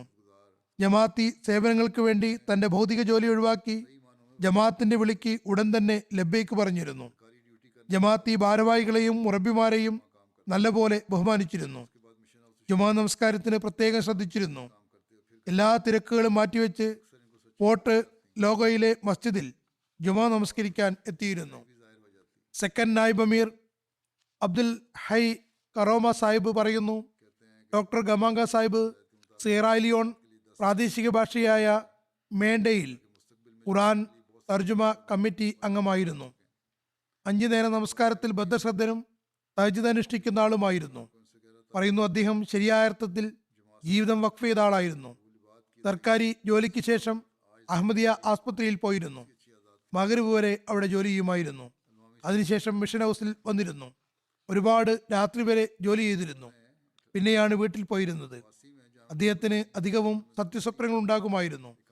അതിന്റെ സത്യാവസ്ഥയും വെളിപ്പെട്ടിരുന്നു. പറയുന്നു, ജമാഅത്തിന് ഭാവിയിൽ കർമ്മനിരതരായ ഒരുപാട് ആളുകളെ കിട്ടുന്നതിന് വേണ്ടി അദ്ദേഹം കാലത്തിന്റെ ഖലീഫയുടെ നിർദ്ദേശാനുസരണം ദശവാർഷിക വിദ്യാഭ്യാസ പദ്ധതി തയ്യാറാക്കിയിരുന്നു. പറയുന്നു, നായിബ് അമീർ എന്ന നിലയ്ക്ക് എനിക്ക് അദ്ദേഹവുമായി വളരെയേറെ അടുപ്പമുണ്ടായിരുന്നു. ജമാഅത്തിനോടുള്ള സ്നേഹം, അള്ളാഹുവിനോടും അടിയാറുകളോടുമുള്ള കടപ്പാടുകൾ, ദാനധർമ്മം, വിനയം, സാമ്പത്തിക ത്യാഗം തുടങ്ങി നിരവധി സൽഗുണങ്ങൾ അദ്ദേഹത്തിലുണ്ടായിരുന്നു. അൽവാമി സീസ സാഹിബ് പറയുന്നു, അദ്ദേഹം 1989 സിയറാലിയോൺ ജാമിയത്തുൽ മുബശ്ശിരിൽ അഡ്മിഷൻ എടുത്തു. 91 പഠനം പൂർത്തിയാക്കി. പഠനത്തിൽ വളരെ നല്ല മാർക്ക് വാങ്ങിയിരുന്നു. എപ്പോഴും ഉയർന്ന മാർക്കോടെയാണ് വിജയിച്ചിരുന്നത്. ആദ്യം നിയമിക്കപ്പെട്ട സ്ഥലത്ത് വെച്ച് തന്നെ വിശുദ്ധ ഖുർആൻ മനഃപ്പാഠമാക്കാൻ തുടങ്ങി. സ്വന്തം നിലയ്ക്ക് വിശുദ്ധ ഖുർആൻ മനഃപ്പാഠമാക്കിയതാണ്. സിയറാലിയോണിൽ നിയമിക്കപ്പെട്ടിരുന്ന എല്ലാ പാകിസ്ഥാനി മുബല്ലിഗമാർക്കും സിവിൽ വാർ തുടങ്ങിയപ്പോൾ അവിടെ നിന്ന് പോകേണ്ടി വന്നു. ഡോക്ടർ സാഹിബ് ഫ്രീ ടൗണിലെത്തി. മിഷണറിയായി പ്രവർത്തിച്ചു കൊണ്ടിരുന്നു. ഇക്കാലഘട്ടത്തിൽ ആക്ടിംഗ് അമീറുമായിരുന്നു. ഇവിടെ മർക്കസിൽ നിന്ന് സിയറാലിയോൺ ജമാഅത്തിലേക്ക് കുറച്ച് സാധനങ്ങൾ അയച്ചിരുന്നു. കലാപകാരികൾ അതറിഞ്ഞപ്പോൾ അവർ മിഷൻ ഹൗസ് ആക്രമിച്ചു. ഏതായാലും അവർ മുകളിൽ സീലിംഗിലും മറ്റും ഒളിച്ചിരുന്നു. വിവരിക്കുന്ന ആൾ പറയുന്നു, പക്ഷേ ഇദ്ദേഹം കലാപകാരികളുടെ കയ്യിൽപ്പെട്ടു. അവർ അദ്ദേഹത്തിന്റെ തലയിൽ തോക്ക് വെച്ചുകൊണ്ട് സ്റ്റോറിന്റെ താക്കോൽ തന്നില്ലെങ്കിൽ കൊല്ലപ്പെടുമെന്ന് പറഞ്ഞു. ഈ അവസ്ഥ ശരിക്കും ഭീകരമാണെന്ന് കണ്ടപ്പോൾ ഡോക്ടർ ഗമാങ്ക സാഹിബ് താഴെ വന്നു. അദ്ദേഹത്തിന്റെ കയ്യിൽ താക്കോൽ ഉണ്ടായിരുന്നു. അത് അവർക്ക് നൽകി. അവർ അതിൽ നിന്ന് കുറച്ച് സാധനങ്ങൾ എടുത്ത് ശേഷം തിരിച്ചുപോയി. ഖാലിദ് മമ്മൂ സാഹിബ് എഴുതുന്നു, ഡോക്ടർ സാഹിബ് ഖിലാഫത്തിനോട് ഏറെ കൂറും ആത്മാർത്ഥതയുള്ള ആളും ആത്മാർത്ഥനായ അഹമ്മദിയുമായിരുന്നു. എല്ലാവരോടും ആദരവോടെ പെരുമാറിയിരുന്നു. ജമാഅത്തിന്റെ കാര്യത്തിൽ വേദനയുള്ള ആളായിരുന്നു. വലിയവരോടും ചെറിയവരോടും നല്ല ആദരവോടെ പെരുമാറിയിരുന്നു. ജമാഅത്തിന്റെ പുരോഗതിക്ക് വേണ്ടി എന്തെങ്കിലും അഭിപ്രായം പറഞ്ഞാൽ അപ്പോൾ തന്നെ അത് അംഗീകരിച്ചിരുന്നു. ജമാഅത്തിൽ എല്ലാ നിമിഷവും ജമാഅത്തിന്റെ പുരോഗതിക്ക് വേണ്ടി ശ്രമിച്ചുകൊണ്ടിരിക്കുന്ന ആത്മാർത്ഥരായ ആളുകൾ ഉണ്ടായിരിക്കണമെന്ന് പറഞ്ഞിരുന്നു. തെറ്റിനെ തെറ്റാണെന്നും ശരിയെ ശരിയാണെന്നും പറയുന്ന വളരെ കുറച്ചുപേരെ മാത്രമേ കണ്ടിട്ടുള്ളൂ. ഡോക്ടർ സാഹിബ് ധീരനായ വ്യക്തിയായിരുന്നു. സംസാര രീതി വളരെ മനോഹരമായിരുന്നു. സൗമ്യഭാവത്തിൽ എല്ലാവരോടും സംസാരിച്ചിരുന്നു. എല്ലാ ജോലിയും മാറ്റിവെച്ച് നമസ്കാരം അനുഷ്ഠിച്ചിരുന്നു. ആരെങ്കിലും പരുഷമായി സംസാരിച്ചാലും സൗമ്യമായി മറുപടി നൽകുമായിരുന്നു. അതോടൊപ്പം അഹമ്മദികൾ പരുഷമായി സംസാരിക്കരുതെന്നും പറയുമായിരുന്നു. ലജ്ന ഇമാല്ല UK സിയറാലിയോണിൽ ഒരു മേറ്റർനിറ്റി ഹോസ്പിറ്റൽ ഉണ്ടാക്കുകയാണ്. അള്ളാഹുവിന്റെ അനുഗ്രഹത്താൽ വളരെ വലിയ പ്രൊജക്റ്റാണ്. മുൻ സദർ സാഹിബ ഡോക്ടർ ഫരീഹ അത് നോക്കാൻ അവിടെ പോയിരുന്നു. അവർ പറയുന്നു, ഞാൻ അദ്ദേഹത്തെ അങ്ങേയറ്റം ജനോപകാരിയായിട്ടാണ് കണ്ടത്. ലജ്നയുടെ മേറ്റർനിറ്റി ഹോസ്പിറ്റൽ കാണാൻ പോയപ്പോൾ ഡോക്ടർ സാഹിബുമായി മുലാഖാത്ത് ചെയ്തിരുന്നു. ലജ്നയുടെ ഹോസ്പിറ്റലിന് വളരെ വിലയേറിയ അഭിപ്രായങ്ങൾ നൽകിയുണ്ടായി. അതിനുശേഷം തൻ്റെ ഗവൺമെൻറ് ഹോസ്പിറ്റൽ കാണിച്ചു കൊടുത്തു. അദ്ദേഹത്തിൻ്റെ മനുഷ്യ സേവന തൽപരത എന്നെ ഏറെ ആകർഷിച്ചു. വളരെ പ്രയാസമേറിയ അവസ്ഥയായിരുന്നിട്ടും രോഗികളുടെ ഒരു ശൃംഖല തന്നെ അദ്ദേഹത്തിൻ്റെ അടുക്കൽ വന്നിരുന്നു. പക്ഷേ പുഞ്ചിരിയും സഹാനുഭൂതിയും മാത്രമേ അദ്ദേഹത്തിനുണ്ടായിരുന്നുള്ളൂ. താൻ തൻ്റെ ദരിദ്ര രാജ്യത്തിലെ സാധുക്കളായ പൗരന്മാരെ സേവിക്കുകയാണെന്ന ഒരു പ്രത്യേക വികാരമായിരുന്നു. മേറ്റർനിറ്റി ഹോസ്പിറ്റൽ പൂർത്തിയായാൽ ഇദ്ദേഹത്തെ അവിടെ നിയമിക്കാമെന്നതായിരുന്നു അവർ കരുതിയത്. പക്ഷേ അള്ളാഹു ചെയ്യുന്നത് മറ്റൊന്നായിരുന്നു. അദ്ദേഹത്തിൻ്റെ ഭാര്യ ഖാദിയാത്ത പറയുന്നു, എൻ്റെ ഭർത്താവ് നല്ല മനുഷ്യനും ആത്മാർത്ഥതയും സർവം സമർപ്പിച്ച അഹമ്മദിയുമായിരുന്നു. എപ്പോഴും തൻ്റെ സ്വന്തം കാര്യങ്ങളെക്കാൾ ജമാഅത്തിന് മുൻഗണന നൽകിയിരുന്നു. സെനഗലിൽ പോകുന്നതിന് മുമ്പേ അദ്ദേഹം ചികിത്സയ്ക്ക് വേണ്ടി സെനഗലിൽ പോയിട്ടുണ്ടായിരുന്നു. അപ്പോൾ അദ്ദേഹം എന്നോട് പറഞ്ഞു, നമുക്ക് വിശ്വാസവും അള്ളാഹുവിൽ തവക്കലുമുണ്ട്, അതാണ് നമ്മുടെ എല്ലാം. എന്തു തന്നെയായാലും നീ പരിഭ്രമിക്കരുത്. പറയുന്നു, അദ്ദേഹം തൻ്റെ രോഗികളെ, പ്രത്യേകിച്ച് അഹമ്മദികളെ സൗജന്യമായി ചികിത്സിച്ചിരുന്നു. അവരെ ഏറെ ശ്രദ്ധിച്ചിരുന്നു. ഒരുപാട് നന്മകൾ പറയുന്നുണ്ട്. എൻ്റെ ഭർത്താവിൻ്റെ മരണശേഷം ജനങ്ങൾ പറഞ്ഞതാണിത്. പറയുന്നു, അദ്ദേഹം നമസ്കാരത്തിൽ കൃത്യനിഷ്ഠയും തഹജ്ജുദ് നമസ്കരിക്കുന്ന ആളും ഒരു ഉപേക്ഷയും വരുത്താതെ തൻ്റെ വസിയത്ത് എല്ലാത്തരം വരുമാനത്തിൻ്റെ കണക്കുമനുസരിച്ച് കൊടുക്കുന്ന വ്യക്തിയുമാണെന്ന് ഞാൻ സാക്ഷ്യം നൽകുന്നു. എല്ലാ വർഷവും റമദാനിൽ വിശുദ്ധ ഖുർആൻ ചുരുങ്ങിയത് 1-2 തവണ ഓതി പൂർത്തിയാക്കുകയും എന്നോടും അതിനുവേണ്ടി ഉപദേശിക്കുകയും ചെയ്തിരുന്നു. വളരെ നല്ല ഭർത്താവും പിതാവുമായിരുന്നു. എപ്പോഴും സന്തോഷം നൽകുന്ന ആളായിരുന്നു. അള്ളാഹു മർഹൂമിനോട് ഓർമ്മയോടെയും കരുണയോടെയും വർത്തിക്കുമാറാകട്ടെ, പദവികൾ ഉയർത്തുമാറാകട്ടെ. അദ്ദേഹത്തിൻ്റെ ഭാര്യാമക്കൾക്ക് അവൻ സഹായിയും സംരക്ഷകനുമാകട്ടെ. രണ്ടാമത്തെ അനുസ്മരണം താഹിറ നസീർ സാഹിബയുടേതാണ്. താഹിറ റഷീദുദ്ദീൻ എന്നാണ് അറിയപ്പെട്ടിരുന്നത്. ഇവർ മുറബി സിൽസില ചൗധരി റഷീദുദ്ദീൻ സാഹിബിൻ്റെ പത്നിയാണ്. കഴിഞ്ഞ ദിവസം വഫാത്തായി. ഇന്നാലില്ലാഹി വ ഇന്നാ ഇലൈഹി റാജിഊൻ. അള്ളാഹുവിൻ്റെ അനുഗ്രഹത്താൽ മൂസിയായിരുന്നു. ഇവരുടെ കുടുംബത്തിൽ പിതാമഹൻ ഹദരത്ത് ചൗധരി ഗുലാം ഹുസൈൻ സാഹിബ് മുഖേനയാണ് അഹമ്മദിയത്ത് വന്നത്. അതുപോലെ അദ്ദേഹത്തിൻ്റെ മാതാമഹൻ ചൗധരി ഗുലാം ഹൈദർ സാഹിബ് ധാരിവാളും ഹദരത്ത് മസീമദ് അലി ഇസ്ലാമിൻ്റെ സഹാബിയായിരുന്നു. ഞാൻ പറഞ്ഞതുപോലെ ഇവർ ചൗധരി റഷീദുദ്ദീൻ സാഹിബിൻ്റെ ഭാര്യയായിരുന്നു. 1958 ഡിസംബറിൽ മൗലാന ജലാലുദ്ദീൻ ഷം സാഹിബ് ഹദരത്ത് മുസ്ലിം മൗദിൻ്റെ സാന്നിധ്യത്തിൽ ഇവരുടെ നിക്കാഹ് ഖുത്ബ നിർവഹിക്കുകയുണ്ടായി. ഹദരത്ത് മുസ്ലിം മൗദ് റളിയല്ലാഹു അൻഹു ആണ് ദുആ ചെയ്യിപ്പിച്ചത്. അവർ തൻ്റെ ഒരു സ്വപ്നം വിവരിച്ചുകൊണ്ട് പറയുന്നു, 1980 മജ്ലിസ് മുഷാവറത്തിൽ പങ്കെടുക്കാൻ എനിക്കും പ്രതിനിധിയായി ടിക്കറ്റ് കിട്ടിയിരിക്കുന്നു. ഹദരത്ത് ഖലീഫത്തുൽ മസീഹ് സാലിസും മുഷാവറത്തിൽ പങ്കെടുക്കുന്നുണ്ട്. മജ്ലിസിൽ പ്രായമനുസരിച്ച് ആരാണ് സഹാബിയാവുക എന്നതിനെപ്പറ്റി ചർച്ച നടക്കുകയാണ്. പറയുന്നു, ഞാൻ വീട്ടിലെത്തി വളരെ സങ്കടത്തോടെ പറഞ്ഞു, അള്ളാഹുവെ, ഞാനും അന്നുണ്ടായിരുന്നുവെങ്കിൽ ഞാനും സഹാബിയത്തിൽ ഉൾപ്പെടുമായിരുന്നു.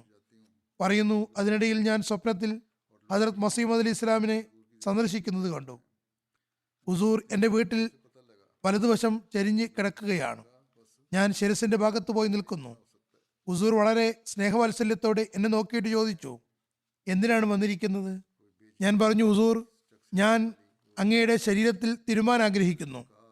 ഹുസൂർ തൻ്റെ വലത് കൈ നീട്ടി തന്നു. ഞാൻ നല്ലപോലെ ആ കൈ തിരുമ്മിക്കൊണ്ടിരുന്നു. അതിനുശേഷം ഹുസൂർ മരു നമസ്കാരത്തിന് വരാന്തയിലേക്ക് പോയി. ഞാനും വരാന്തയിലേക്ക് വന്നപ്പോൾ വളരെയേറെ ആളുകളെ കണ്ടു. ജനങ്ങൾ വാതിലുകളിലൂടെയും ജനാലകളിലൂടെയും ഹുസൂറിനെ കാണാൻ കയറിയിരിക്കുകയാണ്. ഞാൻ അവരോട് ചോദിച്ചു, ഹുസൂർ എൻ്റെ വീട്ടിലുണ്ടെന്ന് നിങ്ങൾക്ക് എങ്ങനെ മനസ്സിലായി? അവർ പറഞ്ഞു, നിങ്ങളുടെ വീട്ടിൽ വന്നാൽ ഞങ്ങൾക്കറിയില്ലേ? പറയുന്നു, ചക്ക് 37 ഏതോ ഒരു സ്ത്രീ റൊട്ടി ഉണ്ടാക്കുകയായിരുന്നു. ഞാൻ അവരെ വിളിച്ചുകൊണ്ട് പറഞ്ഞു, റൊട്ടി ഉണ്ടാക്കുന്നത് ഒഴിവാക്കൂ. ഹുസൂർ ഹദരത്ത് മസീമദ് അലി ഇസ്ലാം എൻ്റെ വീട്ടിൽ വന്നിരിക്കുന്നു, അദ്ദേഹത്തെ വന്ന് കാണൂ. പറയുന്നു, അതിനുശേഷം ചൂറയിൽ ഹദരത്ത് മസീം ഇസ്ലാമിനെ കണ്ടവർ സഹാബാക്കളാണെന്ന് തീരുമാനമായി. എൻ്റെ വീട്ടിൽ ഹുസൂർ 2 പകലും ഒരു രാത്രിയും തങ്ങിയിട്ടുണ്ട്. ഞാനും സഹാബാക്കളിൽ ഉൾപ്പെടുന്നു. അള്ളാഹുവിനോടുള്ള അനന്തമായ നന്ദി എനിക്ക് എങ്ങനെ പ്രകടിപ്പിക്കാൻ കഴിയും? അവരുടെ മകൻ ഡോക്ടർ അലീമുദ്ദീൻ ഇവിടെയാണ് താമസിക്കുന്നത്. ഇപ്പോൾ അയർലാൻഡിൽ ദേശീയ സദറാണ്. അദ്ദേഹം പറയുന്നു, അള്ളാഹു ഞങ്ങളുടെ മാതാവിനെ നിരവധി നന്മകൾ കൊണ്ട് അനുഗ്രഹിച്ചിരുന്നു. അതിൽ പ്രകടമായത് അള്ളാഹുമായുള്ള ബന്ധവും അള്ളാഹുവിനോടുള്ള വ്യക്തിഗത സ്നേഹവും അനുരക്തിയുമാണ്. അള്ളാഹുവിൽ നിന്നുള്ള ദുആ സ്വീകാര്യതയുടെ സവിശേഷതയും വളരെ പ്രകടമായിരുന്നു. അവർ സൽസ്വപ്നങ്ങളും കശ്ഫും ഉള്ള സ്ത്രീയായിരുന്നു. ഖിലാഫത്തിനോടുള്ള വ്യക്തിഗതമായ സ്നേഹബന്ധങ്ങൾ ജീവിതത്തിലുടനീളം പ്രകടമായിരുന്നു. തൻ്റെ മക്കളിലും അത് നിലനിർത്താൻ അവർ ശ്രമിച്ചിരുന്നു. പറയുന്നു, ചെറുപ്പത്തിൽ ഞങ്ങളുടെ വീട്ടിൽ പറയപ്പെട്ടിരുന്ന മഹാന്മാരായ വ്യക്തിത്വങ്ങൾ ഭൗതികമായി പ്രത്യേകതയുള്ളവരല്ലായിരുന്നു, മറിച്ച് ഖലീഫുമാരായിരുന്നു. അല്ലെങ്കിൽ ചെറിയ പ്രായം മുതലേ ഞങ്ങളുടെ കാതുകളിൽ കേട്ടിരുന്ന മഹതികളായ സ്ത്രീകളുണ്ടായിരുന്നു. അവരോടെല്ലാം ഉമ്മ ദുആക്ക് വേണ്ടി എപ്പോഴും പറഞ്ഞുകൊണ്ടിരുന്നു. അല്ലാതെ സ്വന്തമായി ദുആ ചെയ്ത് മറ്റുള്ളവരോട് പറയാതിരുന്നിട്ടില്ല. മറ്റുള്ളവരുടെ അടുത്തുപോയി പറയുകയും ചെയ്തിരുന്നു. അദ്ദേഹം പറയുന്നു, മാതാവിൻ്റെ വ്യക്തിത്വത്തിൽ പ്രകടമായിട്ടുണ്ടായിരുന്ന മറ്റൊരു സവിശേഷത ജമാഅത്തിൻ്റെ അഭിമാനമായിരുന്നു. ഒരിക്കൽ ഞങ്ങളുടെ വീട്ടിൽ അകന്ന ബന്ധത്തിലുള്ള ഒരാൾ ജമാഅത്തിനെ പറ്റി അനുചിതമായ വാക്കുകൾ പറയുകയുണ്ടായി. പൊതുവെ ആളുകൾ ഇങ്ങനെയുള്ളത് കേൾക്കുമ്പോൾ നിശബ്ദരായിരിക്കുകയാണ് ചെയ്യുക. എന്നാൽ ഉമ്മ ഉടൻ തന്നെ ശക്തമായി പ്രതികരിച്ചു. ആദ്യം അവരെ തടയുകയും പിന്നെ തിരുത്തുകയും ചെയ്തു. അവർ ബന്ധുക്കളോട് കലഹിക്കേണ്ടി വന്നാലും ജമാഅത്തിന്റെ അന്തസ്സിന് കോട്ടം തട്ടാൻ അനുവദിക്കുകയില്ല എന്നതാണ് അവരെ കുറിച്ച് കുടുംബത്തിൽ പ്രസിദ്ധമായിട്ടുണ്ടായിരുന്നത്. അവരുടെ ഭർത്താവ് ചൗധരി റഷീദുദ്ദീൻ സാഹിബ് വഖഫ് ചെയ്തയാളും മുറബിയുമായിരുന്നു. 2 തവണ ആഫ്രിക്കയിൽ പോയിട്ടുണ്ട്. ഇവർ പാകിസ്ഥാനിൽ തന്നെയാണ് കഴിച്ചുകൂട്ടിയത്. തന്റെ മക്കൾക്ക് നല്ല ശിക്ഷ നൽകാൻ ശ്രമിച്ചു. പറയുന്നു, ഞങ്ങൾ ആൺകുട്ടികളുടെ സൗഹൃദത്തെ പറ്റിയും അവർ ആരാണ്, എങ്ങനെയുള്ളവരാണ് എന്നെല്ലാം അവർക്കറിയാമായിരുന്നു. നാട്ടിലെ നല്ലവരും എഴുത്തും വായനയുമുള്ള കുട്ടികളുമായി സൗഹൃദമുണ്ടാക്കണമെന്നും അല്ലാതെ ഏതെങ്കിലും കുട്ടികളുമായി ആകരുതെന്നും പറയുന്നു, ഞാൻ കണ്ടിട്ടുള്ളത് അവർക്കെപ്പോഴും അള്ളാഹുവിനോട് സ്നേഹമുള്ള സ്ത്രീകളുമായിട്ടായിരുന്നു സൗഹൃദമുണ്ടായിരുന്നത്. ഭൗതികരുടെ സദസ്സിൽ എനിക്ക് രസം കിട്ടുന്നില്ല എന്നും മറിച്ച് സാധാരണക്കാരും ദീനിൽ താല്പര്യമുള്ളവരുമായിട്ടാണ് തനിക്ക് താല്പര്യമെന്നും എപ്പോഴും പറയുമായിരുന്നു. അവരുടെ മക്കൾ സുബ്ദയും ആബിദയും പറയുന്നു, ഞങ്ങൾക്ക് ബോധമുണ്ടായ കാലം മുതൽ ഉമ്മയെ ഇബാദത്ത് ചെയ്യുന്നതായും ദുആ ചെയ്യുന്നതായും എല്ലാവരോടും ഇടപഴകുന്നതായും നല്ല സ്വഭാവമുള്ളതുമായിട്ടാണ് കണ്ടിട്ടുള്ളത്. ഇബാദത്തുകൾ വളരെ ആർദ്രമായും നഫ്ലുകളും തഹജ്ജുദും താല്പര്യപൂർവ്വവും അനുഷ്ഠിച്ചിരുന്നു. എന്തെങ്കിലും പ്രയാസമുണ്ടാകുമ്പോൾ വാതിലടിച്ച് ഒരുപാട് നേരം സുജൂദ് ചെയ്യുമായിരുന്നു. വഖഫ് സിന്ദഗി ആയതുകൊണ്ട് ചിലപ്പോൾ അരിഷ്ടതയും വന്നിട്ടുണ്ടെങ്കിലും വളരെ ക്ഷമയോടെയും ആത്മവിശ്വാസത്തോടെയും അള്ളാഹുവിൽ ഭരമേൽപ്പിച്ചും അതെല്ലാം സഹിക്കുകയുണ്ടായി. അള്ളാഹുവിനോടാണ് ചോദിച്ചിരുന്നത്. ഹജ്ജിന് പോകാനും അവർക്ക് സൗഭാഗ്യം ലഭിച്ചിരുന്നു. അള്ളാഹു അവരുടെ പ്രസ്തുത ആഗ്രഹവും നിറവേറ്റി കൊടുക്കുകയുണ്ടായി. 11 ഏത്തിക്കാഫ് ചെയ്തിട്ടുണ്ട്. അവിടെ വന്നിരുന്ന ആളുകളുടെ പെൺമക്കളും സ്ത്രീകളും അവരുടെ വാത്സല്യത്തെയും സ്വഭാവത്തെയും സൽപെരുമാറ്റത്തെയും പറ്റി അനുസ്മരിക്കുകയുണ്ടായി. ദീനി പുസ്തകങ്ങൾ പ്രത്യേകമായും വായിച്ചിരുന്നു. പ്രത്യേകിച്ചും ചരിത്ര പുസ്തകങ്ങൾ വളരെ താല്പര്യത്തോടെ വായിച്ചിരുന്നു. ജുമാ ദിവസം ഇബാദത്തിന് പ്രത്യേകമായും തയ്യാറായി മണിക്കൂറുകൾക്ക് മുമ്പേ പള്ളിയിൽ പോയി നഫ്ലുകൾ അനുഷ്ഠിക്കുമായിരുന്നു. അവരുടെ ഒരു മകൻ സലീമുദ്ദീൻ സാഹിബ് മുറബിയും ഇപ്പോൾ റബുവിയിൽ നാസിർ ഉമ്മുറാമയുമാണ്. പറയുന്നു, ഉമ്മ വഖഫ് സിന്ദിയുടെ ഭാര്യയായിരുന്നു. ഞാൻ പറഞ്ഞു വന്നതുപോലെ ജലാലുദ്ദീൻ ഷം സാഹിബാണ് നിക്കാഹ് ഖുത്ബ നിർവഹിച്ചത്. ഹദ്റത്ത് മുസ്ലിം മൗദ് ദുആ ചെയ്യിച്ചു. അതേക്കുറിച്ചും അദ്ദേഹത്തിന്റെ പിതാവ് അവരോട് പറഞ്ഞിട്ടുണ്ട്. അതായത് അദ്ദേഹത്തിന്റെ പിതാവിന്റെ നിക്കാഹ് മറ്റൊരു സ്ഥലത്ത് നടക്കേണ്ടതായിരുന്നു. എല്ലാ തയ്യാറെടുപ്പുകളും പൂർത്തിയായി. മൗലാന അബുലത്ത ജലന്ധരി റബുവയിലെ മസ്ജിദ് നുസ്രത്തിൽ നിക്കാഹ് ഖുത്ബ നിർവഹിക്കേണ്ടതായിരുന്നു. എല്ലാ ആളുകളും എത്തിയിരുന്നു. ഹദ്റത്ത് മൗലാന അബുലത്ത സാഹിബ് ജാലന്ധരി എല്ലാ നിക്കാഹുകളും വിളംബരപ്പെടുത്തിയെങ്കിലും ഇദ്ദേഹത്തിൻ്റെത് വിളംബരം ചെയ്തില്ല. അദ്ദേഹത്തോട് പറഞ്ഞു, നിങ്ങൾ വഖഫ് സിന്ദഗിയാണ്, നിങ്ങളുടെ നിക്കാഹ് ഹദ്റത്ത് മുസ്ലിം മൗദ് വിളംബരപ്പെടുത്തുന്നതാണ്, അഥവാ അദ്ദേഹത്തിന്റെ സാന്നിധ്യത്തിൽ നടക്കുന്നതാണ്. ഏതായാലും കുറച്ച് ദിവസങ്ങൾക്ക് ശേഷം ഈ നിക്കാഹ് നടക്കേണ്ടിയിരുന്ന സ്ഥലത്ത് നിന്ന് വേണ്ട എന്ന് പറയുകയുണ്ടായി. തുടർന്ന് അദ്ദേഹത്തിന്റെ നിക്കാഹ് തായറ സാഹിബയുമായി നടന്നു. ഈ വിവാഹം വളരെ അനുഗ്രഹീതമായി മാറുകയും ചെയ്തു. ചന്തയിൽ വളരെ കൃത്യനിഷ്ഠ പാലിച്ചിരുന്നു. കാനഡ മാൽ സെക്രട്ടറി അദ്ദേഹത്തിന് എഴുതുന്നു, ഞാൻ സ്വപ്നത്തിൽ രജിസ്റ്റർ തുറന്ന് ചന്തയുടെ കണക്കുകൾ നോക്കുന്നതായി കണ്ടു. ഇതിനിടയിൽ താഹിറ റഷീദുദ്ദീൻ സാഹിബ് വന്ന് അടുത്തിരിക്കുന്നു. ഞാൻ പറഞ്ഞു, ഇപ്പോൾ നിങ്ങൾ തഹരീഖ് ജദീദിൽ $5000 ചന്ത എഴുതുകയാണെങ്കിൽ നിങ്ങളുടെ പേര് 5000 രജിസ്റ്റർ, അതായത് തഹരീഖ് ജദീദിന്റെ ആദ്യത്തെ 5000 പേരുടെ രജിസ്റ്ററിൽ ഉൾപ്പെടുന്നതാണ്. ഈ സ്വപ്നത്തിൽ എന്നെ പ്രേരിപ്പിക്കുകയാണ്. ആ സമയത്ത് ഇവർ പാകിസ്ഥാനിൽ പോയിട്ടുണ്ടായിരുന്നു. പാകിസ്ഥാനിൽ നിന്ന് തിരിച്ചെത്തിയപ്പോൾ അവർക്ക് ഈ സ്വപ്നം കൽപ്പിച്ചു കൊടുത്തു. അവർ പറയുന്നു, അവർ അങ്ങനെ തന്നെ ചെയ്യുമെന്ന് എനിക്ക് പ്രതീക്ഷയുണ്ടായിരുന്നു. ഇപ്പോൾ അള്ളാഹു അവർക്ക് സമൃദ്ധി നൽകിയിട്ടുണ്ട്. ഈ സ്വപ്നം കൽപ്പിച്ചതും അവർ ഉടൻ തന്നെ $5000 നൽകുകയുണ്ടായി. അള്ളാഹു അവരോട് പൊറുമയോടെയും കരുണയോടെയും വർത്തിക്കുമാറാകട്ടെ. അവരുടെ മക്കൾക്കും അവരുടെ നന്മകൾ തുടരാൻ സൗഭാഗ്യം നൽകുമാറാകട്ടെ.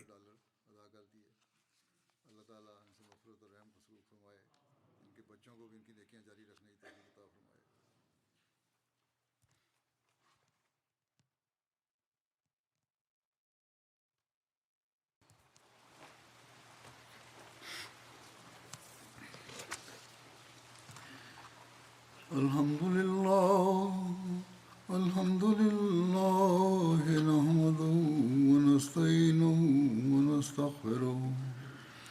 ونؤمن به ونتوكل عليه ونعوذ بالله من شرور أنفسنا ومن سيئات أعمالنا من يهده الله فلا مضل له ومن يضلل فلا هادي له ونشهد أن لا إله إلا الله ونشهد أن محمدا عبده ورسوله عباد الله رحمكم الله إن الله يأمر بالعدل والإحسان وإيتاء ذي القربى وينهى عن الفحشاء والمنكر والبغي يعظكم لعلكم تذكرون اذكروا الله يذكركم وادعوه يستجب لكم ولذكر الله أكبر